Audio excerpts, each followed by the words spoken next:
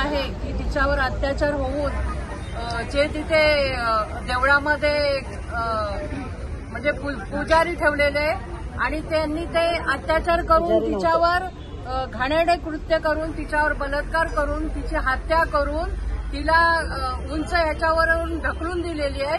त्याचा आम्ही आज निषेध करतो आणि असा तसा निषेध करत नाही आम्ही की त्यांना लवकरात लवकर म्हणजे फाशी झाली पाहिजे आणि लवकरात लवकर त्या पीडित मुलीला तिच्या कुटुंबियांना न्याय मिळाला पाहिजे।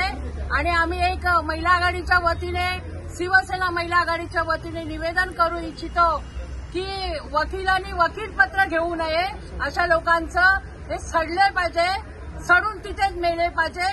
हा आम्ही निषेध करण्यासाठी आज आलो। माननीय मुख्यमंत्री एकनाथजी शिंदे साहेब यांच्या मार्गदर्शनानुसार आणि माननीय आपले खासदार साहेब यांच्या आदेशानुसार आमचे लाडके गोपाळ लांडगे यांच्या म्हणण्यानुसार आज आम्ही शिवसेना महिला आघाडी सर्व शिवसेनेचे ज्येष्ठ सर्व पदाधिकारी इथे आलेलो।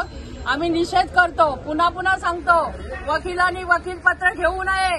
वकिलांनी जर वकीलपत्र घेतलं तर आम्ही महिला आघाडी त्यांना पुरून उरणार, त्यांना सोडणार नाही आणि पोलिसांनी पण कुठलीही गोष्ट मागे न घालता ते कसे फाशीवर चढतील याच्यासाठी आपण प्रयत्न करायचे आहेत।